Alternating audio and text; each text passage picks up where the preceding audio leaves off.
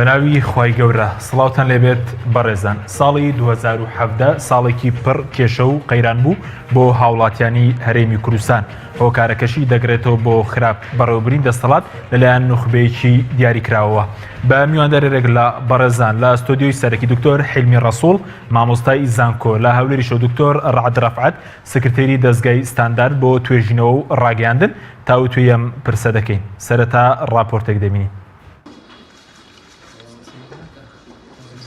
بەهۆی نەبوونی سیاسەتێکی حەکیمانە و دووربینانەی دەسەڵاتدارانی هەرێم، ساڵی 2017 کۆمەڵێک ڕووداوی شوم لە مێژووی کووردا ڕوویاندا کە بەشی زۆری ئەو ڕووداوانە بوونە هۆی نەهامەتی و قوڵبوونەوەی کێشە و قەیرانەکان بۆ خەڵکی خێر لە خۆ نەدیوی ئەو هەرێمە. ئەو سەرکردانە مەلەفیان لە جیهان داخرا بەمعنەتێ، یعنی چۆنەتون ناوت بستە لیستی تیرۆر بۆ شێوەی لێهات کە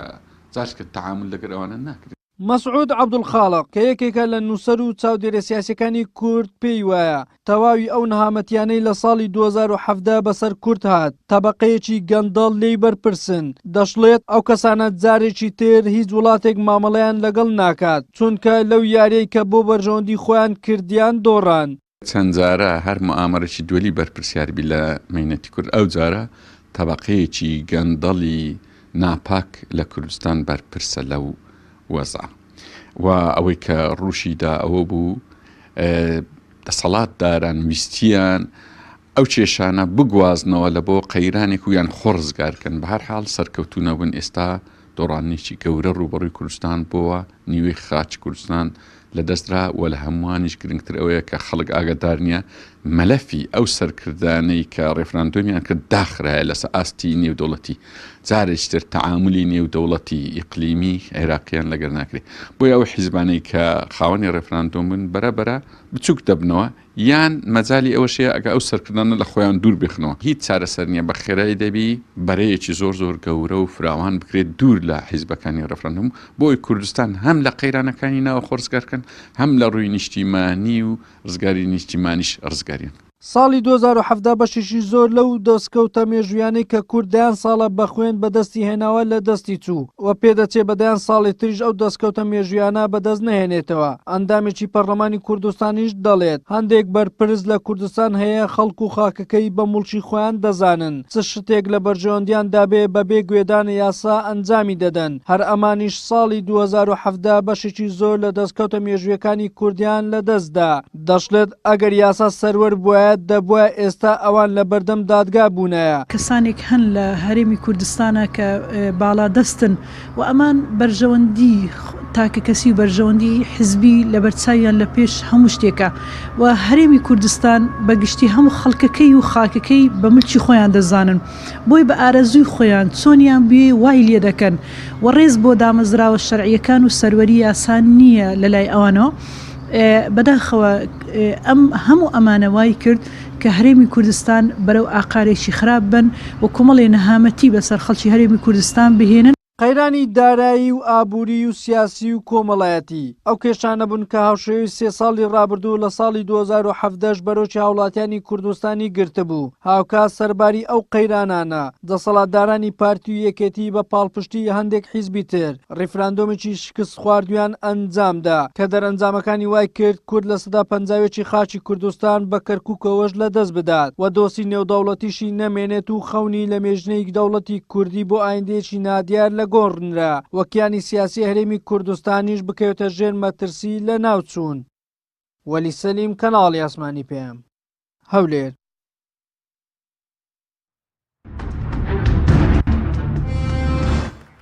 دووبارە سڵاوتان لەبێت بەڕێزان، سوپاس بۆ میوانەکانمان کاک دکتۆر حلمی بەخێر بەنگە سەرەتا لە بەڕێستانەوە دەست پێ بکەین. هۆکاری چی بوو کە ساڵی 2017 ساڵێکی پڕ قەیران بوو بۆ هاوڵاتیان لە ڕووی سیاسیەوە، لە ڕووی ئابووریەوە و لە ڕووی کۆمەڵایەتیشەوە؟ سپاس بۆ ئەو کەناڵە بەناوی خوا. طبعاً ڕووداوەکانی 2017 ئەمڕۆ لە کەناڵەکان لە ڕووپەڕ و ماڵپەڕەکان زۆر گلەی لە ساڵی 2017 کرا. 2017 ساڵێکی شومە بۆ کورد شومە، بۆ هەندێنێتەوە عیبی نییە، کەواتە کێشەی ئێمە لە تێپەڕینی زەمەندانیە، لە تێپەڕینی چۆن ئەڵێ شوانی مەڕەکانە کە کەسێکی دەستپیسە لەگەڵ ئەوەی کە سەرپەرشتی و خەڵکاکە ویستم بە کورتی بزانین ڕووداوەکانی ساڵی 2017 بۆچی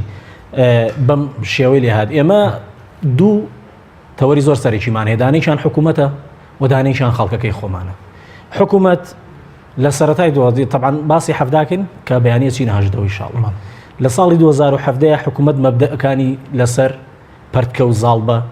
لە نێوان خەڵکە بەکارهێنا و خەڵکی دابەش کرد و لایەنی کۆمەڵایەتی خەڵکی دابەش کرد، پەرتی کرد و هەتا ئێستش خەڵک ناتوانێت یەکتری بگرێتەوە و خەڵکی کردە چەند بەشێکەوە ئەم هەندێک بەشەکانی عاید حزبەکان و هەندێکشی سەر لە شێواوە و هیچ حزبێکیش لە خۆی ناگرێت. حزبەکانیش دەبێتە دەسەڵاتدار و لایەنگرەکانیان، دەسەڵاتدار و لایەنگرەکانیشان هەمان شێوە دوو شێوەیە، هەندێکیان تەنیا عایدی ئەشهەد و بیلان و بەڕاپۆرت ئەیانەوەی کێشەی ئەو حکوومەتە حەلکە نەک توێژینەوەی زانستی و هەندێکیشیان دیسان ئەوانیش وەک خەڵکە گشتێکە بێ سەرپەرشتیارن، ئەوانەی ناویشان معارەزەیە طبعاً ئەمێنێتە سەر حزبەکانی تر. حزبە معارەزەکان لە ساڵی 2009 تا 2013 حکوومەتێکی زۆر تەندروستمان هەبوو. لە 2013ەوە دیارە پرۆژەی معارەزەیش کورت کرایەوە لە چەند وەزیرێک و چەند مدیر عامێک و ئەو شتانە و ئەویش دیسان لەبار برا. دێنە سەر ئەوەی کە 2017 ڕێکەوتنامەی استراتیژی نێوان ئەو دوو حزبە دەسەڵاتداری کورد بەردەوام بوو. ئەو ڕێکەوتنی لە ساڵی 2017 لە دوکان لە هاوین هاواری دوکان مۆرکرا کە هەتا ئیسێش زۆر کەس نازانێت چییە و زۆر جار کە خۆپیشاندانی شتێک هەڵەدا سەر هەڵەدا لە ناو خەڵکە هەستەکەی کە ئەم ڕێکەوتنە زیاتر استراتیژیە بۆ مانەوە لە دەسەڵات، بۆ پاراستنی بەرژەوەندی هەندێ برادر لە دەسەڵات. لە ڕووداوە گرنگەکانی تر کەمایی نیگەرانی بوو مردنی خوالێ خۆش بوو کاک نەوشیرۆ مستەفا بوو. بەڕاستی کوردستان بە معارەزە و بە دەسەڵاتی وەکو شەخص من باسێکم وەکو لایەنگران و پەیوەندیم بە حزبەکەیەوە نیە زەرێکی گەورە بوو لە خەڵکی کوردستان کەوت. هەروەها مردنی مام جەلال بە هەمان شێوە هەرچەنە لە 2011 و 2012 ئەو لەسەر کای سیاسی نەمابوو بەڵام هەناسەکەی تا ڕادەیەک هاوسەنگی هەرڕاگرت بوو بەوەی کە بینیمان لە دوای مردنی ئەو کۆمەڵێک ڕوودا کە زۆر نەخوازراو بوون. گرنگترین شان بریتی بوو لەو ڕیفراندۆمەی کە بە زۆر سەپێنرا، هەرچی ڕۆشنبیر و هەرچی توێژینەوەی زانستی و هەرچی خەڵکی ئەکادیمی هەبوو وتیان ئەم ڕیفراندۆمە دەبێتە مایم ئاساد. تەبعاً ڕیفراندۆم کرا بەڵام چۆنکردنیە کرا هەمومان نەزانین کە دەنگی سپی و نەخێر زۆرتر بوو لەوەی کە بەڵێ بێ و بەڵێکەش چی ئینێکی بمانێ ناگە کورتی کەمەوە. نەتیجەی ڕیفراندۆم بریتی بوو لە 16 ئۆکتۆبەر کە خاڵێکی وەرچەرخان بوو لە مێژووی خۆمانە دەربارەی ڕێکەوتنامەی استراتیژی کە لە نێوانیانە هەبوو. هەندێک جار ڕێکەوتنەکان لە نێوان ئەو دوو برادرانە هەڵەوەشێنەوە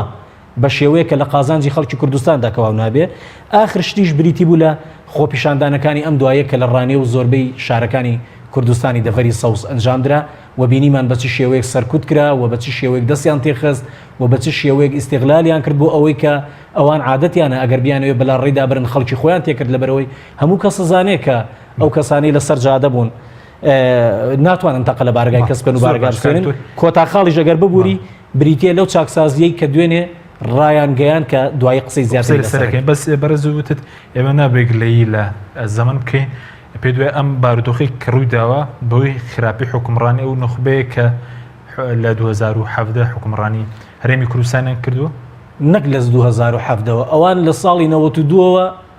کە دوو ساڵ دوای ئەوەی شەڕی براک و ژیان هەڵگیرسان نەوەی نوێ ئەوەی کە لە ساڵی 95 و 96 لەدایک بووە ئەمانی بەباشی ناناسی. بەڕاستی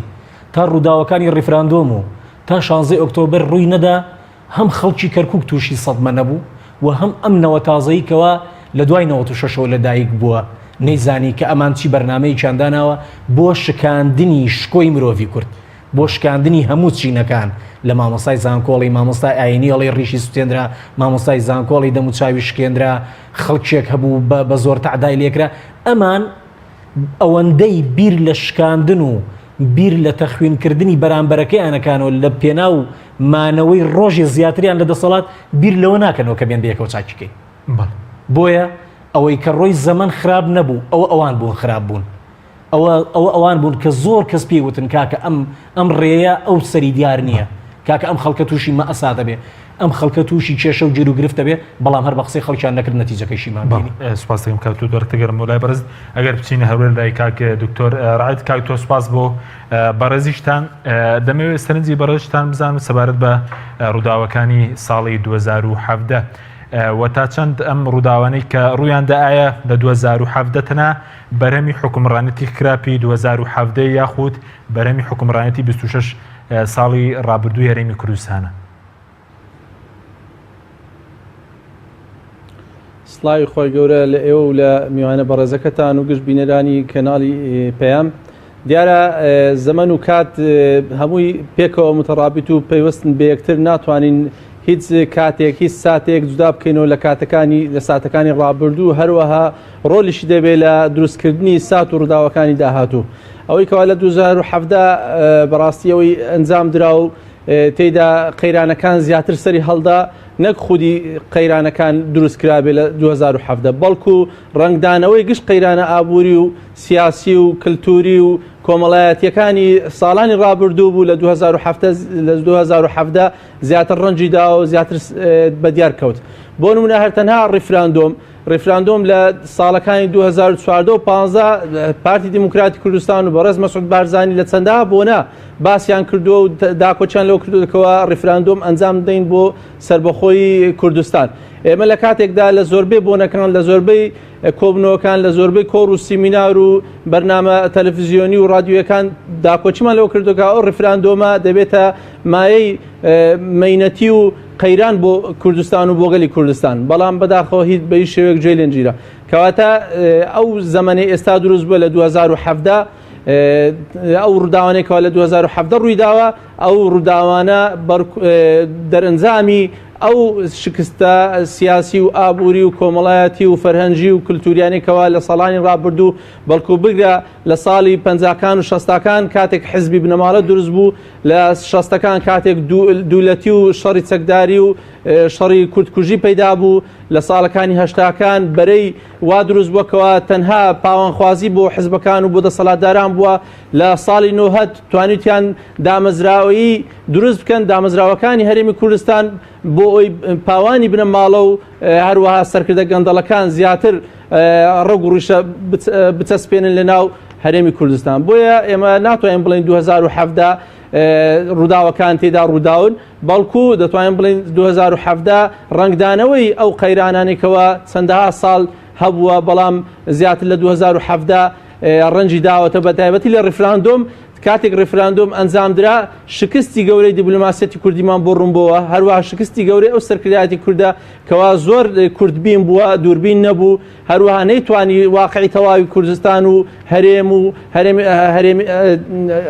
وڵاتە ئەقلیمەکان بخوێنتەوە سیاسەتی ئیقلیمەکان سیاسەتی نێودەوڵەتیەکان یاسا نێودەوڵەتیەکان نەتەوەیە گورتۆکان پەیوەندیەکانی لەگەڵ ئەمریکا و لەگەڵ رووسیا و لەگەڵ ئەلمانیا و لەگەڵ وڵاتانی دراوسەی نەیتوانی ئەو پەیوەندیانە لە ڕووی دیبلۆماسی بخوێنتەوە بەڵکو شکستی دیبلۆماسیەتی کوردیش بوو بە تایبەتی هەردوو حزبی دەسەڵات کەوا نەیانتوانی بە تەواوی لە هاوکێشە سیاسیەکان بەڵێ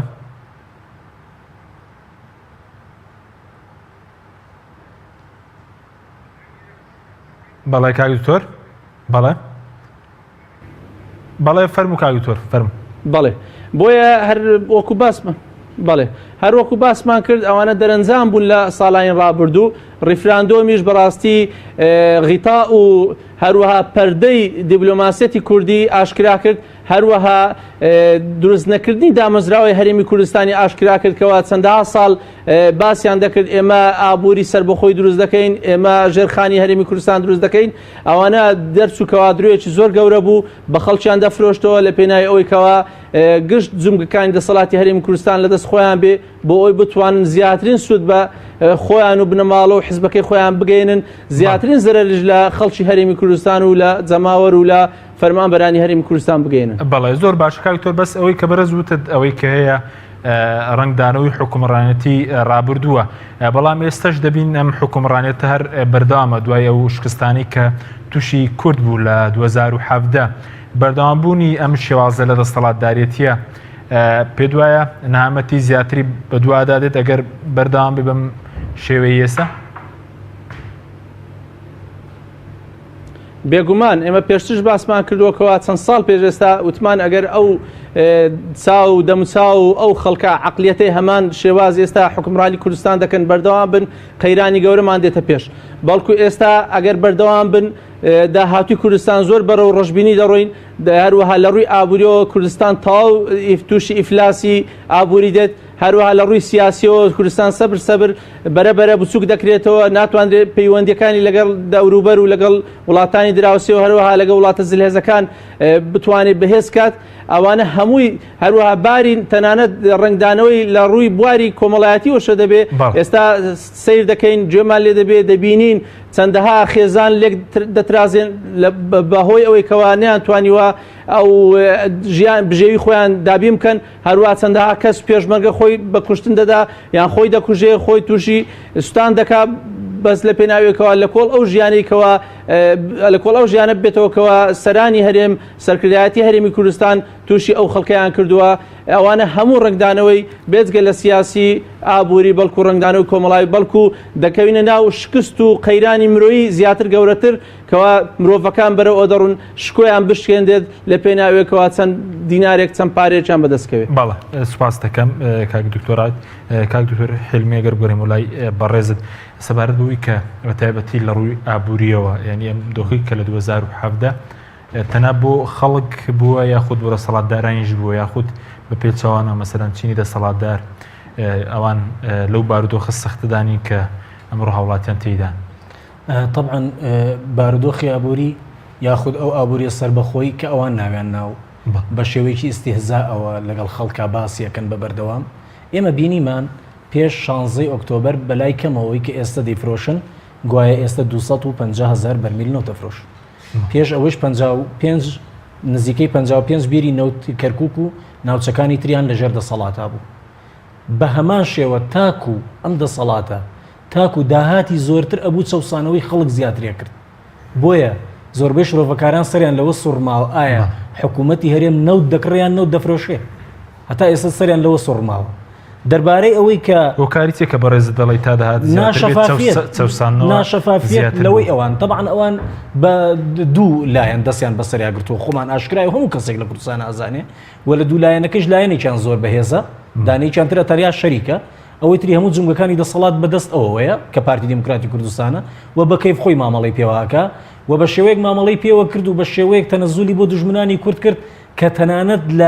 لەو کاتێک کە حەشدی شەعبی چەقۆی نایە سەر گردنی خەڵکیش سنووری لەودا نەخست هەتا ئەم دەقەیەش کە سنوورەکان لە زۆر شوێنداخراوە سنوور لەگەڵ پارتی دموکراتی کوردستانەدا نەخراوە بۆیە ئێمە ئەڵێن جەماوەری پارتی دموکراتی کوردستان مەخدوورە وەک ئێمە معاشخۆرەکەی مەخدوورە وەک ئێمە بەڵام ئەو چینە دەسەڵاتدارە و ئەو چینەی کە دام و دەستگا ئیعلامەکانیان بۆ بەڕێوابە و ئەو چینەی کەوە دام و دەستگا جاسوسی و سی خوڕەکانیان بۆ بەڕێوابە هیچ کاریگەریەکی نە لەوان نە لە بنەماڵەکەیان نە لە کەسوکاریان بەڵکو ژیانی ئەوانی زیاتر سەرخست بەڵام بۆ حیزبی دەسەڵاتداری ناوچێش وانی بەتەئکید ئەمانی جوان بەڵام ئێمە ئەڵێن ئەو داهاتێکەوە ئێستەیش تەبعانەوە ئێستەکە بە شەقامەکان ئەڕوویان بە جادە گەورەکان ئەڕووی ئێستەش دیارە تەنکەرەنەوت بە هەمان شێوە کەمی نەکردووە زیادی کردووە بۆیە ئەوان تاوانباری یاخود ڕۆڵی ئەساسیان بینیوە و کاریگەریەکە تەنیا لە خەڵکی موچەخۆری چینی ناوەڕاست بووە و لە دەسەڵاتدارانی ئەوە لە ئەعلامیەکانیان و لە دار و دەستەکانیان و لەوانشتا بە هیچ شێوەیەک کاریگەری لەسەر ئەوان نەبووە هەتا ئەم چرکە ساتی من و تۆ قسەی تیاکەین و بوونی حەفەلاتیان و بوونی شوێنە ڕازاوەکان و ئەو ئاهەنگانی کەوا ڕۆدا لە شارەکان و ئامادەبوونی کۆمەڵێکیان و کەژاوی ئۆتۆمبیلەکانیان ئەو ڕاستیە سەلمێنن کە تەنیا ئەوە چینە فەقیرەکەیە یان چینە ناوەڕاستەکەیەکەوە لیان قەوماوە و کاریگەریان لەسەر کردو بەڵکو ئەوان دەوڵەمەندتر بوون بۆ چوونیەوە دەبێت چۆن مێژووی ئەوانە بنووسێتەوە کە بەڕێزت دکتۆراش تێ لە مێژووە ینی دەبێت چۆن مێژووی ئەوانە بنووسێتەوە بە تایبەتی و شکستەی کە لە 2017 بەسەر کورد هات لە ڕووی ئابووری لە ڕووی سیاسی لە ڕووی کۆمەڵایەتی بۆ هەوەی لەداهاتوو سوودی لێوەربێەوە پەندی لێوەربگیری وڵی مێژوو لەوەتەی کە ژیان لەم چیاکانی زاگرۆسا هەیە کە 5,000 ساڵە شتی وای بەخۆیەوە نەبینیوە لە خراپترین حاڵەکان لە خراپترین دۆخەکان کە تووشی ئەو زاگرۆسە بووە هەر لە زمانی سۆمەری ئەوکە دیەوە حتا ئەگاتە ئێرە لە دوای 2003 خراپتر بمانی و نەدیواتە 2003 کە دەسەڵاتی ئەمان دەست پێکا حکوومەتی عێراق ڕوخێ و ئەمانە چن بۆی دروستەکەنەوە و هەموو شتەکان ئەمان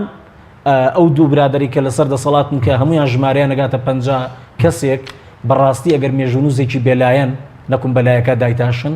ئەگەر بنووسرێتەوە بەڕاستی نازانن چۆن وەسفێکە وەسفکردنی ئەوان چۆن ئەڵێ فەریدە منە تاریخ لە تاریخ هەشتی وا ڕووی نەداوە نا لە ڕووی خراپیەوە طبعا لە ڕووی چاکیەوە ناشتیوانیە کە تۆ میلەتێک توش مەئەساتێ بکەی توش اینێکی بکەی کە کابرا لە جیرفانیا بەتاڵە مامەسایەکەوتە کورتە باڵاکان نووسیوانە لە ئەخبارەکەی ئەوەیە بە ساڵی 340,000 داوە پیان 340,000 بە گەورەترین مەسئولیانە وتووە لە شاری هەولێرە دانیشتوینە پیانە وتۆ 340,000 یەک تەنکی بەنزین تۆی پێپڕەکرێ کە ئەچی بۆ کۆبوونەوەیەک 340,000 داوەتە کەم ئەندامێک کورتە باڵایەک بۆ ماوەی 12 مانگ لە چی شوێنێکان لە چی نظامێکی ئەلمانی و ئیسلامیە لە تاریخ ئەمە ڕووی داوە تا ئیسا ڕووی نەداوە و ڕوویش نادا بۆیە ئەمان بەم هەنگاوانی خۆیان و بە تاوانبارکردنی ئەوانی کە بۆ مافی خۆیان لەسەر جادن کەسی خۆیانی تیاخزێنن ئەڵێن ئێوە خیانەتکارن ئەڵێ ئێوە دەستی خەڵکیتان لە پشتا ئێوە هاتوونە مەقڕ بسووتێنن ئێوە هاتوونە بارەگا بسووتێنن تەنیا زیادکردنی ڕق و چینەی خەڵکە داماوەکەیە و نووسینەوەی مەرجی خۆیانە لە نزیکترین کاتە اینجا نزیکترین کات لە مێژووە ئێمە ڕەنگە بەو جەبەروتە و بەو جاسوسیەت و بەو پارەی کە ئێستا لە بەردەستیانە بتوانن خۆیان ڕاگرن بەڵام ئەوە تا نیزامە گەورەکانی دنیا ناتوانن خۆیان ڕاگرن بۆیە تا ڕۆژێت زووتر بێنە ژێربار تا ڕۆژێ زووتر ئیستیهزا نەکەن لە تەلەڤیزۆنەکان و ئیستیهزا نەکەن بڵێن ئەگەر هەبێ ئەیدەین ئەگەر بڵێن وڵا کارەبای ئەمە 23 ساعت و نیوە یان بڵێ ئێستش لە زۆر وڵات باشترین ئەگەر ئەم نەوە ئیستیهزاانە لە فەرهەنگی ئەوانە دەرنەکرێ و جەماوەرەکەیشیان لایک و کۆمنتیان بۆ ڕانەگرێ و هەر دەستخۆشیان لێ بکە و سێڵفیان لەگەڵا بگرێ توش مەئەساتێکە بین کە چارەسەرکردنی ئەو کاتە زۆر زەحمەتە. بەڵێ سوپاس دەکەم کاک دکتۆر. کاک دکتۆر ڕادەگە بگەڕێم وڵای بەڕێز سەبارەت بەو ڕووداوانی کە لە 2017 بەسەر میلەتی کورد هاتن لەسەر دەسەردەستی ئەم دەسەڵاتدارانەی ئێستا پێتان وایە ئەگە دەبێت چۆن دەکرێت ڕابگیرێ یان ئەم مێژوە لێرە ڕابگیرەوە قۆناغێکی نوێ بۆ نمونە بۆ ساڵی ئایندە دەست پێ بکە سەرەتا لەوە دەست پێکە کە خۆیان مەسەلەن داوای لێبوردنکەن و پێداچوونەوە بکەن یاخود چۆن دەبێت؟ خۆی بەڕاستی ئێمە دەبێت سەیری مێژووی وڵاتانی بکەین ئەو بەتابەتی ئەو وڵاتانێکەوە لە ڕاگواستنی دموکراتی توانێتیان قۆناغی دیکتاتۆریەت و ئابووری خراپ بەرەو پێشەوە بن بتوان بیکەنە وڵاتێکی دیموکرات بیکەنە وڵاتێکەوە ئابووری گەشە بکە. ئێمە چەند ڕێگایەکمان هەیە بۆ بەرەو پێشبردننی ئەو شکستانە بۆی ڕایگرین بەلای کەمی دواتر هەوڵ دەینکەوە گەشەی ئابووری ئەنجام بدەین. هەرچی هەوڵدانێک و چاکسازیەک لە دەرەوەی چاکسازی سیاسی بەڕاستی شکست دێنێ. بۆیە باشترین بژاردە لە پێش هەموو گەلی کوردستان و حزبە سیاسەکان و بەتایبەتی هەردوو حزبی دەسەڵات ئەوەیەکەوە پێویستە پێش هەموو ئێستا و چاکسازیەکەوە باسی دەکەن لە دوێنێ و پێری ئەعلانیان کرد و ڕایانگەرد و لە دامەزراوەکانی ڕاگەیاندنکەوە چاکسازی دەکرێت لە موچەی نەخانە نیشیان. ئێمە پێشتر چەندین هەوڵی چاکسازی هەبووە هەر لە لێژنەی دارایی پەرلەمانی کوردستان هەر لە ئەنجومەنی وەزیران هەر لە راپۆرتی چەندەندان پەرلەمانێک هەر لە پێشنیار و پرۆژەی دەستەوە بەرهێنان ئەوانە هەموو پرۆژە بوونە هەوڵش دراوکە چاکسازی ئابووری ئەنجام بدرێ بژێوی خەڵکی بەرەو باشتر بێ بەڵام هەموو شکستی هێناوە. ئێمە بە دڵنیاییەوە دەڵێن ئەو پرۆژەی ئێستا بەتەمانە لە پەرلەمان پەسەندی بکەن و بیکەنە بواری جێبەجێکردن بە هەمان شێواز وەکو پرۆژەکانی پێشتر بە هەمان شێوە ناتوانێت سوودی هەبێ بۆ خەڵکی کوردستان بەڵکو شکست دێنێتەوە. لەبەر ئەوەی خاڵێکی گرنگ و تەورەیەکی گرنگی چاکسازی ئابووری ئەوەی بریتێ لە چاکسازی سیاسی. ناتوانێت تا بەڵێ چاکسازی سیاسی ئەمە ئەزمون لە وڵاتان سوودی لێوەردەگرین. بۆ نمونە لە هیندستان لە مالیزیا لە فیلیپین لە مەکسیک لە وڵاتەکانی ئەوروپای ڕۆژهەڵات لە باشوور و ڕۆژهەڵاتی ئەفریقیا ئەو وڵاتانێکەوە توانوتیان خۆیان لە قۆناغی دیکتاتۆری و هەروەها خۆیان لە قۆناغی شکستی ئابووری دەرباسکەن بەڕەو قۆناغێکی تازە نوێ سیاسی بڕۆن ئەوە بۆکەوە یەکەم خاڵ ئەو وڵاتە ئەو حاکم و دەسەڵات و حزبە دەسەڵاتدارانە دانیان بە شکستی خوان هێناوە هەتا ئێستا ئەو دوو حزبی دەسەڵاتە و هەروە کارکتەر و سەرکردایەتی ئەو دوو حزبی دەسەڵاتە دانانن بە شکستی خۆیان بۆیە ئێمە ناتوانین بە هیچ شێوازێک لەگەڵ ئەوانە بتوانین چاکسازی ئەنجام بدەین بۆیە هەتا خاڵی یەکەم ئەوانە دەبێت دان بنێن کاتێک دان دەنێن ئەو کاتی بە ئیتفاقی حزبە سیاسیەکان و کۆمەڵگەی مەدەنی بتوانین پرۆژێش چاکسازی دوورمەودا دابڕێژێ بۆ ئەوی بتوانێت ئەو وڵاتە ئەو هەرێمە لە شکستەوە لە قەیرانەوە بەرەو چاکسازی و بەرەو خۆشگوزەرانی ببین ئەوە خاڵی یەکەمە خاڵی دووەم ئەگەر هەر نهاتنە سەر ڕێگا ئێمە دەبی نەخشەی سیاسی هەرێمی کوردستان بگۆڕین چۆن نەخشەی سیاسی هەرێمی کوردستان دەگۆڕێ دەبێت جومگەکانی دەسەڵات لەو دوو حزبی دەسەڵاتە بستێنینەوە ئەو هێزەیکەوە لە دەستیان هێزی عسکەری و سەربازی لە ڕووی هێزی پێشمەرگەوە هێز ئەمنی و ئاسایشەکان هێزی پۆلیس هەروەها هێزی پارە و پول هەروەها هێزی دادگاکان کەەوە لە دەستیانە هەرچی بیانێ بە دادگا دەیکەن ئەوەی هەر چاکسازیش بێ ئەنجام بدرێ لە ڕێگە دادگاکان ڕای دەگرن هەروەها چاکسازی لە دامەزراوە پەروەردەیی خوێندی باڵا و هەروەها چاکسازی لە دەسەڵاتە کارجێریەکان بکرێت ئەوانە هەموو پێویستی بە گۆڕینی نەخشەی سیاسی هەیە ئەگەر ئێمە نتوانین نەخشەی سیاسی لە هەرێمی کوردستان لە هەڵبژاردنەکانی داهاتوو بگۆڕین ئەوە بەڕاستی ناتوانین بە هیچ شێوەیەک چاکسازی ڕاستەقینە و ڕیشەی لە هەرێمی کوردستان ئەنجام بدەین چۆن دەتوانین ئەو نەخشەی سیاسی بگۆڕین هەروەکو باسمان کرد دەبێت هەرچی هێزی دارایی باج و گومرگ و دەرامەت و ڕسومات و پارەی نەوت و داهاتەکانی گاز و هەروەها هەوڵ درێکەوە دەسەڵاتە کارجێریەکان بەڕێوەبەری قوتابخانە و مختار و بەڕێوەبەری گشتی و هەروە بەڕێوەبەری فەرمانکان هەموو دەبێت بێلایەن بکرێت خەڵکەکی بێلایەن و سەربەخۆ سەرپەرشتی بکە ئێستا چۆن دەتوانین بچێنە و هەڵبژاردنێکی سیاسی کەوا زۆربەی دەسەڵاتەکان بێلایەن نینە سەربەخۆ نیە بەڵکو لە ژێر ڕچێف و خزمەت و ئەجێندای ئەو دوو حزبی دەسەڵاتدارەیە چۆن دەتوانین بچێ ناو هەڵبژاردنێک هەرچی پۆلیس و ئاسایش و پێشمەرگە و پارە و پول و بازەکان و دەرامەت و هەروە ڕسومات و داهاتەکانی نەوت و گاز و داهاتە سروشتەکان هەموو لە خزمەتی دەسەڵات و ئەجێندای ئەو دوو حزبەدایە کەواتە هیچ هاوسەنجی نابینین بۆیە دەبێت خاڵی یەکەم ئەوە بتوانین ئەو جومگەی دەسەڵاتە لەژێر دەستی ئەو دوو حزبە دەربێنین ئەوەش کە چەند ڕێکارژەیە دەتوانین زیاتر باسی بکەین کەواتە ئێمە بۆ ئەوی گۆڕانکاری ڕاستەقینە ئەنجام بدەین پێویستە پرۆسەی سیاسی هەروان نەخشەی سیاسی لە هەرێمی کوردستان بگۆڕین بۆ ئەوی نەخشەی سیاسیش بگۆڕین پێویستمان بە هەڵبژاردنێکی پاک و بێگەرت هەیە لە داهاتووی کوردستان کەوا ئەگەر دەرفەت هەبوو زیاتر بە تێر و تەسەلی باس سپاس دەکەین کاکتۆر ناوبڕێکمانەیە دواتر گەڕێمەوە وڵاتان بەڵێ بینەرانی بەڕێز ناوبڕێک و دەگەڕێن وڵاتان لەگەڵام بێن تۆپ ئارت تاکە بریکاری تۆڕی میدیایی کۆمەڵ بۆ دروستکردن و بڵاوکردنەوەی ڕیکلام تۆپ ئارت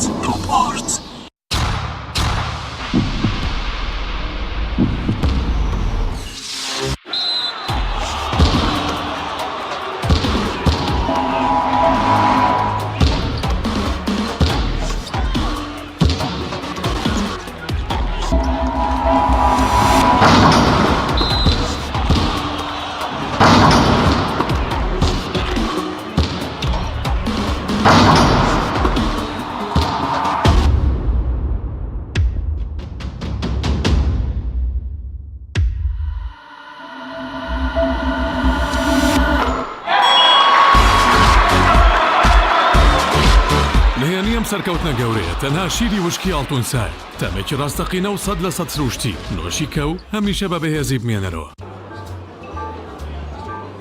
شێف برنجی مەحموود لە هیچ شوێنە نەماوە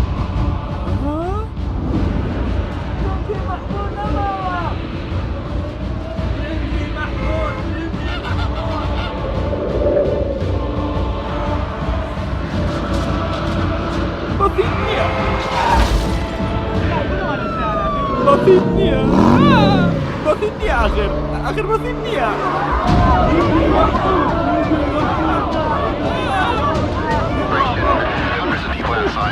وای سالە بازارەکاندا برنجی مەحموود نەماوە گەڵمەکەکەی لە دەستداوە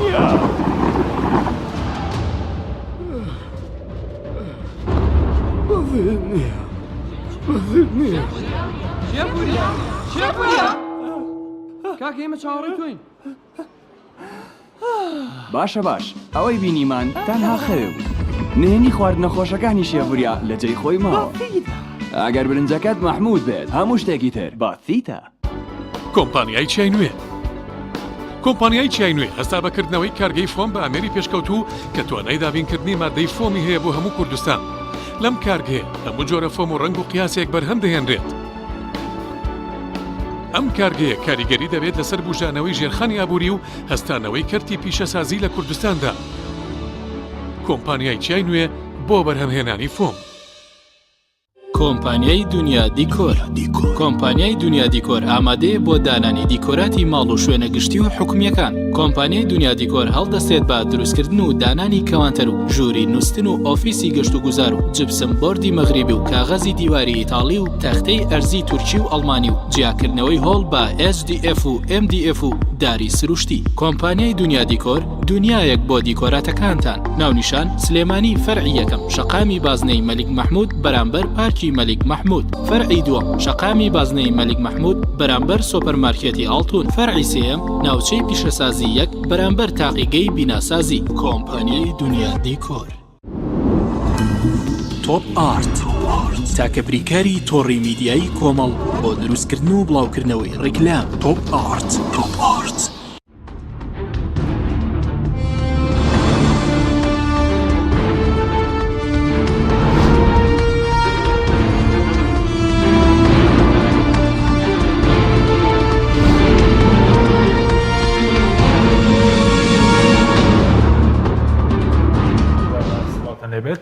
بەڕێزان کاک دکتۆر حلمەگە بگەڕم وڵای بەڕێزت سەبارەت بۆی کە بۆ ساڵی داهاتوو دەکرێت چی بکرێت بۆی کە ئەم ڕووداوانەی کە بەسەر خەڵکی کوردستان هات لە ڕووی سیاسی و لە ڕووی ئابووریشەوە دووبارە نەبنەوە چارەسەر چییە؟ وڵا دەبێ ناوی خوای لێبێنن قۆڵی لێڵکەین بە خەڵکی کوردستان و بەو حەزب مەعارەزانی کە هەمانە و بەو ڕەوتە تازانی کەوا سەریان هەڵداوە چی بکەنیانی ئەرکیان چی بێت؟ بۆ نمونە ئەرکی یەکەم من تۆزێ واقعی ترم بەوەی کە بمانەوێ یەکێتی و پارتی بتەوێ بەوە بڕوات ناڕوات. یەکێتی پارتی لە ماوەی لە 26 ساڵی ڕابردووە ڕێگی خۆی داهاتێ بە ئێستا تۆ لە ناکایەکە پێی بڵێ ئەو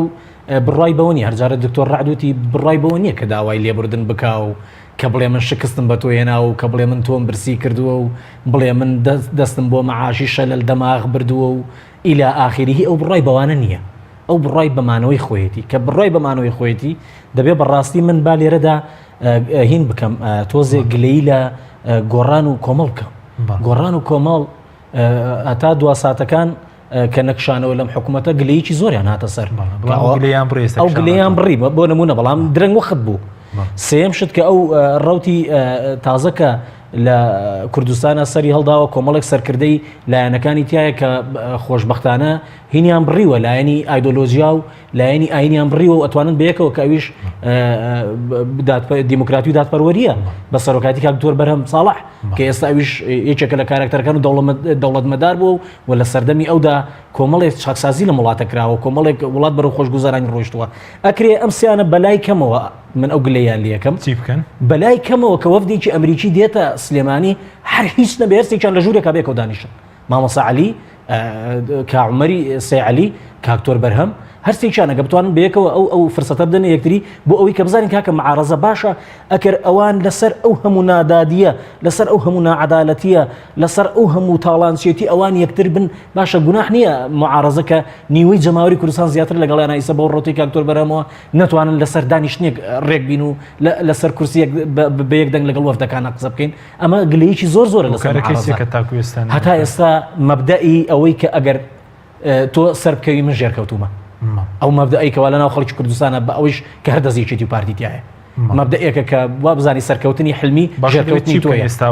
ئێستا لە 2010 کاکتۆر بازگیر کاکە ڕێکەم ڕێگا وتمان گفتوگویان لەگەڵەکەین گفتوگویە کاکە ئێوە دێنە ژێرباریان نایەنە ژێربار و بە شەفافی و لە ئیعلامە باز بکرێ. دووەم شت ئەوەی دکتۆر باسی کردی سانەمەوێ لە هەڵبژاردن ڕێکخراوی پێی پێرێ ئاشکرای کرد کاکە 20 بۆ 25 کورسی تەزویر حازرە ناوی دووبارە کەواتە تۆ لە هەڵبژاردن نایبێتەوە ئەگەر بەم زۆرە بچینە ژوورەوە ئەگەر بەم ژۆرە وەکێتی و پارتی بڕای بەو 20 بۆ 25 کورسیە هەبێ پاچی نەکاتەوە ئەو کۆمسیۆنەی ئێرە لێ نەخرێ و بەو جۆرە هەڵبژاردن خەڵک تووشی مەلەل بێ لە هەڵبژاردن دەبێت بە دڵنیایی و چاوەڕێ شەڕی ناوخۆ بکەین. لەبەرەوەی خەڵک هیچ ئەمەلیەکە بێ سندوقی هەڵبژاردنەیەکێک لە پایەکانی دیموکراتی کە لە پایەکانی دیموکراتیا تۆ 700 بۆ 900,000 ناوی دووبارەوە بێ بە داتا ڕێکخراوی پێی بڵاوی کاتەوە ئەم کۆمسیۆنش بەردەوام بێ لەوەی کە تۆ بۆ بەشداری لەگەڵا بکەی ئەمە زۆر خەتەرێکی گەورەیە بۆیە یەکەم شت دەبێ ئەو 25 کورسیە یەکلا بکرێتەوە نەک هەموو ناوەکان هەمووی دەربکرێت و بڵێ پاک ئەوە هەر پاک نابێتەوە بەگشتی بەڵام دەبێت قسە لەسەر ئەمە بکرێت لە ڕووی سیاسی وتمانەوە گفتوگۆکەیە دوای ئەوە ئەم پاکردنەوەیە دوای گفتوگۆکردن بوتمان لەگەڵیانە و ئەم سێ برادرە و ئەم سێ لایەنە سەرریکەی هەرێمی کوردستان بەڕاستی ئەگەر چۆن ئەڵێ لە ئاخیرەکەی شابێت ئەگەر یەکگرتووی ئیسلامی کوردستانی شەڵا لە 15 مانگە بەتەمایە دنیا هەتا 15 مانگ ببێتە شامی شەریف ئەوە دڵنیایەنەکەمەوە نابێتە شامی شەریف ئەگەر لە 15 مانگە ئەوانیش بڕیار بدەن لەگەڵ ئەم خەڵکە داماوەیە بن و ئەوان زۆر مراوەغەیان کرد زۆر پرۆژیان مردارەوە کرد بەداخەوە داوایان لێکەم وەکو برایەک وەکو هاوڵاتیکی ئەم وڵاتە بێن لەگەڵ ئەو چوار کەسە دانیشین ئەگەر ئەوان لەسەر ئەو هەموو نەعەدالەتیە ڕێکن با ئێمەش لەسەر ئەم عەدالەتی خۆمان ڕێک بین لەگە خەڵکە و ڕازگۆ بین لەگە خەڵکی خۆمانە لەگە بیرروڕای خۆمانە ڕازگۆ بین لەگە ئەم خەڵکە ڕازگۆ بین بە یەک دەستێک ئەمە دژایەتی ئەوان نییە ئەمە دیموکراسیەتە دژایەتی ئەوە نییە کە بڵێن ئێمەیەکەوە ئەمە سنووقی دەنگدانە بەڵکوم هەر نەبێ بیان هێنینە سەرڕێ و هەر نەبێ بەلایەنە دیموکراتیەکە لوتکەی دەسەڵاتیان سنوورێکدانە ئەم نامەتیان هەر بەردەوام دەبێت ئەم دەسەڵاتە ینی سنوورێکی بۆ دانەنرێت سنوورەکە بەو ڕێگا مەدەنیانە ئێماڵین ئامرازی مەدەنی چونکە ئەگەر ئامرازی مەدەنی نەبێ دەسەڵات خواخوایەتی تو ئامرازی تون و تیژی بگریتە دەست لەبەر ئەوەی بە یاسای ئەنواع و ئەشکال یاسا بۆ دەرەکە و حاکمەکان لەژێر دەستخۆیەتی و دادگاکان لەژێر دەستخۆیەتی پۆلیس و ئاسایش لەژێر دەستخۆیەتی ئەتوانێت بە تو تیژەیەکی لەوەی کە لە زۆری ڕانی و پیرەمەگرون ڕوویدا ئەو کاتە هەمووی خەفە بکە بە یەک بڕیارێکی بچووک کە ئەمە تۆ ئەتەوێت بۆ چاکسازی بڕێ ئەو خەڵکی تۆ خۆی تێخزێنێ خۆی باشە زانێ نەمامۆستا نەخۆ پیشاندر کەس فیشێکی پێ نییە بە مەقڕی ئەوێ بنێ بەڵام خۆی حەزەکە زەرێ زۆر بکرێ ئەمەش تەنیا بۆ مانەوە بوو لەسەر دەسەڵات بۆیە ئەگەر بەم ئامرازە دیموکراسی و مەدەنیانە و معارەزە یەک نەبین و خەڵکی کوردستان نەبێتە یەک و ئەگەر بێت و ئەو سنووقانەی دەنگدان بەو شێوەیە بڕە تووشی شەڕی ناوخۆ تووشی مەلەلێک ئەبین کە چارەسەرکردنی ئەو کاتە بنەک زەحمەت هەر نابێت. سوپاس دەکەم کاک دکتۆر. کاک دکتۆر عادەگە بگەڕێمەوە لای بەڕێزت سەبارەت بە گەشتبینی بۆ ساڵی نوێ پێتان وایە هیچ گۆڕانکاریەک بەڕێوە بە تایبەتی بۆ خەڵک لە ڕووی موچەوە هیچ گۆڕانکاریەک بەڕێوەیەوەی کە بەغدا دەستی کردووە بە مەسەلەن وردبینیکردن لە ناوی موچەخۆری کۆمەڵێک وەزارەت هیچ گەشتبینیەکەیە بۆ خەڵک کە دروست ببێ لە ساڵی ئایندە بە تایبەت بۆ موچە؟ بەڵێ من پێش وەڵامی پرسیارەکەی بەڕێستان تەنها ڕوونکردنەوە بۆ دکتۆر حلمی دەم من کاتێک باسی ئەوم کرددان بە شکستەکان بنێن وتمەوە ڕێگایکی ئاسانە بۆی بتوانین هەموو لایەک کوردستان لەو قەیرانان دەربکەین هەرچەندە پێم زەحمەت بووتم شتیوان ناکەن ئەوانە خاڵی دووەم و باسی هەڵبژاردنم کرد وتم ئامادەکاری بۆ هەڵبژاردن چکە بەڕاستی ئەگەر بمانەوێت نەخشەی سیاسی بگۆڕین نە بۆ کۆمیسیۆنە دەتوانین هەڵبژاردنێکی پاک و بێگرت بکەین نە لە حاڵی حاضر بۆ سێ مانجتر جومگەکانی دەسەڵات لەو دوو حیزبە دەستێنرێتەوە بەڵکو پێویستمان بۆیە ئەوانش بەڕاستی ئەگەر ئاگدار بن پێش تقریبان سێ مانگ ماوەی پەرلەمان و حکوومەتی هەرێمی کوردستانیان درێژ کردەوە بۆ 2 خولیتر واتە بۆ ماوەی ساڵێک هەتا 8 مانگ بەڵام کاتێک زانیان زەمن و کات لە قازانجی ئەواندانە چەند کاتەکە زیاتر بڕوە بەرەبەرە دەسەڵاتەکانی هەرێمی کوردستان لە دەست دەچێت پێشمەرگیان لە دەست دەچێت فەرمانبەرانیان لە دەست دەچێت هەروەها دەسەڵاتە کارژێرەکانیان لە دەست دەچێت ئاسایش و پۆلیسیان لە دەست دەچێت بۆیە ئەوان زوو فریای خۆیان کەوتن بەرنامە و پلانی خۆیان دانا بە زووترین کات هەڵبژاردنەکە ئەنجامدن بۆی بت ئەو هەڵبژاردنێکەوە ئەوان دەیانوێت ئەو هەڵبژاردنێکەوە بە یاسای ئەوان ئەو هەڵبژاردنەی بە ئامانج و ئەجێندای ئەوان ئەو هەڵبژاردنێکەوە بە کۆمیسیۆنێک لە ژێر ڕچێفی ئەوان دەیانێت هەڵبژاردنێکی پێشوەخت ئەنجامدن بۆ ئەوەی زوو خۆیان بگرنەوە شەرعەتی یاسایی بەدەست بێن بۆی بتوان مامەڵە لەگەڵ عێراق بکەن و هەروەها مساوامەش بکەن لەگەڵ حکوومەتی داهاتووی عێراق بۆ ئەوی زیاتر هەوڵدن لەسەر کورسیەکانی خۆیان بینن بەڵام من ئەوەی من دەڵێم هەڵبژاردن بکرێ پێش ئەو هەڵبژاردن ئامادەکاری ئامادەسازی بۆ بکرێ جومگەکانی دەسەڵاتیان لێ بستێنرێتەوە سەبر هەوڵ بدەین کەوا پارە و پۆست و پلە و پایە و پێشمەرگە و ئاسایش و پۆلیس لیان لە دەستیان دەربهێنرێ ئەوە چۆن لە دەستیان دێنرێ خۆشبەختانە بۆیە دەڵێم گەشتبینم ئەوە وا بەرەبەرە عێراق لە ڕێگەی عێراقەوە دەتواندرێ موچەی فەرمانبەران بە شێوەی قۆناق دابین بکرێ بە تایبەتی وەزارەتە مەدەنیەکان بە تایبەتی ئەو وەزارەتانی کەوا کەمتر گەندەڵیان تێدا ئەنجام درراوە و وەزارەتی فعلینە و هەروە فەرمانبەری فعلی و ڕاستەقینە و حەقیقی تێدایە ئەوە ئەگەر قۆناغ یەکەممان دەرهێنانی موچە و قوتی خەڵکی لە ژێر ڕچێفی ئەو دوو دەسەڵاتە ئەوە قۆناغێکی بەڕاستی زۆر سەرکەوتوانەیە بەڵام بۆ حزبەکان هەروەکو بەڕێز دکتۆر باسی کرد ئێمە پێویستمان بە بەرەیەکی میلی فراوان هەیە بە تایبەتی دوو هێزی سەرەکی کەوا گۆڕان و کۆمەڵ دوو هێزی فعلی و ڕاستەقینەنە لە کوردستان دەنگدەریان هەیە کورسیان هەیە وەزیریان هەبووە ئەوانە ئەرکەکەیان زیاتر لەسەر شانە بتوان پێکەوە بەلای کەمی ئەو بەرەیە دروست بکەن بەڵام دواتر تەطعیم بکرێت و بەهێز بکرێت لە ڕێگەی کەسایەتەکان و لایەنی تر و گروپی تر و هەروەها ئەو کارکتەرانی کەوا لە ناو کۆمەلگا ڕۆلیان هەیە ئەو بەرەیە بیکەینە کەرنەڤالێکی گۆڕانکاری ڕاستەقینە چکە زۆربەی هەرە وڵاتەکان من دەبێت ئەو ڕاستیە بڵێم ئەو وڵاتانێکەوە لە قۆناغی دیکتاتۆری بەرەو قۆناغێکی دیموکراتی چوونە لە قۆناغی شکستی ئابووری بەرەو قۆناغی گەشەی ئابووری چوونە هەمیان لە ڕێگەی بەرەو هاوپەیمانەتی توانویتیان قۆناغی ڕاگواستنی دیموکراتی دروستکەن بە تەنیا هیچ حزبێک و چەندیش گەورە بێ چەند بەهێز بێ چەند زەبەلاح و دەنگدەری هەبێ ناتوانانی قۆناغی هەرێمی کوردستان لەو شکستەوە لەو قەیرانانەوە باتە قۆناغێکی نوێ بۆیە پێویستە هەموو پێکەوە کار بکرێ پاشانیش ئەو کۆمیسیۆنە زۆر خاڵ تێبینیم لەسەر هەیە ئەو کۆمیسیۆنە زۆر لەوە لاوااسترە بتوانێت هەڵبژاردنێکی پاک و بێگرد ئەنجام درێ بۆیە ئێمە بتوانین بەلای کەمی با ساڵشتر هەڵبژاردن ئەنجام درێ بەڵام ئامادەکاری تەواو بکرێ ئەگەر هەر نەکرا با لەگەر هەڵبژاردنەکانی عێراق بێ کەوا لە 12 ئەنجام دەدرێ هەروە بە کۆمیسیۆنی عێراق کەوا ئەو کۆمیسیۆنە دەتوانین بڵێن تا ڕادەیەک سەر بە خۆتر و بلایەنترە هەروەها شێواز و ئەدەوات و ئامرازی سەرکەوتوتر بەکاردێنێ بۆ ئەوی نەتوانرێت تەزویر و ساختە ئەنجام درێ بە تایبەتی لە پاکردنەوەی لیستی دەنگدەران و سندوقی ئەلکترۆنی هەڵبژاردن. بەڵێ کاکتۆر کاتمان کەماوە ئەوەی کە بەرە زووتت گەشتبینی بەوەی کە ئێستا گەر موچە بخرێتە سەر بەغداد وە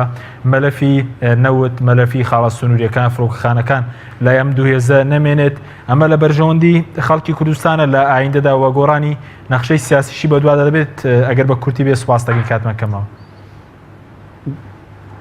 بەڵێ بێگومان بەڕاستی پێویستە تەجرید بکرێن ئەو دوو حزبە داماڵێن لە هەموو لە هێزە ناهاوسەنگەکان بۆ نمونە پارەیان لەدەستە بەڵام ئایا کۆمەڵ و گۆڕان پارەی لەدەستە پێویستە ئەوانش بە هەمان شێوە هەموو حزبەکان بێپارە بن هێزیان لەدەستە ئایا گۆڕان و کۆمەڵ و حزبی تر و گروپی تر هێزی لەدەستە کەواتە دەبێت هەموو حزبەکان وەکو یەکسان بن لە ئەوەی هێزی عسکەری و هێزی ئەمنیان لەدەست نەبێ ئێمە چەند بتوانین کوردستان بەرەو ئەوە بینکەوە هێزی پۆلیس هێزی پێشمەرگە هێزی ئاسایش هێزی پارە و پول و سەرچاوی دارایی گاز و نەوت و دەرامەت هەمووی لایەن و سربەخۆ بکەین بەرەو موسساتی هەرێمی کوردستان و بەرەو دەوڵەتی عێراقی ببین ئەوە هێز و توانێت ئەو دوو حزبە زۆر لاواز دەبێت لە داهاتوودا لە هەڵبژاردن بەڕاستی حەزمی حەق خۆیان وەردەگرن ئەو حزبێکەوە ئێستا 38 کورسی بە تەزویر و ساختە هێناوە لەوانەیە ئەو کات 8 کورسی تا 10 کورسی زیاتر نێنێت بۆیە ئێمە زۆر زەرورە بتوانین نەچینە ناو هەڵبژاردنێک نەکەین کەوە ئەنجامەکەمان لێ دیارە دواتر کەس گلەیی لە کەس نەکات بڵێ ئێمە نەماتوانی هەڵبژاردنەکان بەرەو سەرکەوتوی بمەین. بەڵێ سوپاس دەکەم کاک دکتۆر بەڕێزیشت پێ وایە ساڵی داهاتوو ساڵی گۆڕانکاری دەبێت گەر بێت و مەسەلەن لانی کەم مەلەفی دارایی و نەوت لە دەست دوێزە دەربێنرێ هەم بۆ خەڵک ساڵی گۆڕانکاری دەبێن لە ڕووی سیاسیشەوە ئەوەی ئەوانی هێشتۆتەوە تەنیا پارەیە ئەوەی ئەوانی هێشتۆتەوە تەنیا نەوتە ئەوەی ئەوانی هێشتۆتەوە تەنیا پێدانی ئەو موچەیە کە وەریانەگرت ئەو ڕەبع موچەی کە داویانە ئەی چەک و هێز کە ئاسایش و لەوانەیە لە پەرلەمانی عێراق بڕیارێ دەرکرێ ئەو دوو حزبە ئەگەر بەو چەک و هێز و دەستگاسی خوڕیانیان هەبێ نتوانن بەشداری هەڵبژاردنەکانی عێراق بکەن وەکو کاکتۆر ڕەعەت فەرمووی دەبێ ئەوان دابماڵیرن لەو هێزانە وەکو ئەوەیە کە حەزمی حەقی خۆیە بێ وەک دکتۆر ئاماژەی پێکرد چاوەڕێی گۆڕانکاریەکە کات بەتەئکید ئەگەر بێت و پێدانی موچە لەلایەن حکوومەتی عێراق بۆ فەرمانبەران بریتیە لە داخستنی دیواری کۆیلایەتی کە وەکو عەبد و وەکو کۆیلە لەلایەن حکوومەتی هەرێم و هاوڵاتیەکان سەرێکرد دیواری داخستن دیواری کۆیلایەتی ئێمە لەبەر ئەوەی ئێمە ئێستا بە جۆرێک لە جۆرەکان بوونێتە کۆیلی ئەو دەسەڵاتە بە جۆرێک لە جۆرەکان ئەو وەکو کۆیلێ کۆیلێکی باشش نا لەبەرەوەی ئەگەر کۆیلی هەر ئاغایەکی سەردەمی زوو بووینا لە دیوەخانێک مافی خۆت وەرەگرت لەوەیە بەڵام ئەوان ئەوەشت پێڕەوا نابینن بەڵکو گاڵتە بە هەست و شعوری ئینسانیەتیشت دەکەن بۆیە ئەگەر ئێمە دڵنیا بین لەوەی کە لە بەغداوە طبعاً ئەو بەغدای ئەوان ڕایان پێەیە ئەو بەغدایی کە ئەوان بوو ئەوان حەڵاڵە ئەو بەغدایی بوو ئەوان تەنەزولی بۆ ئەەکەن بۆیە معارەزە یەک خاڵێک مابوو زۆر جار لە هەفتەی ئۆکتۆبەران نەیانتوانی لەگەڵ بەغدایە هین بکەن بەوەی کە تەخوین نەکرێن بۆیە کەس لە تەخوین نەترسێ کەس زۆر ئاساییەکە لەگەڵ بەغدایە ئێمە گفتوگۆ بکەین بۆ بەڕێز دکتۆر حلمی ڕەسوڵ مامۆستای زانکۆ کە لە سوودی سەرەکی لەگەڵ ماوە هەروەها بەڕێز دکتۆر ڕەعەت ڕەفعەت سکرتێری دەستگای ستاندارد بۆ توێژینەوە ڕاگەیاندن کە لە هەولێرەوە لەگەڵ ماوەی سوپاس بۆ بینێرانی بڕێز سوپاس بۆ هاوکارانم خواتان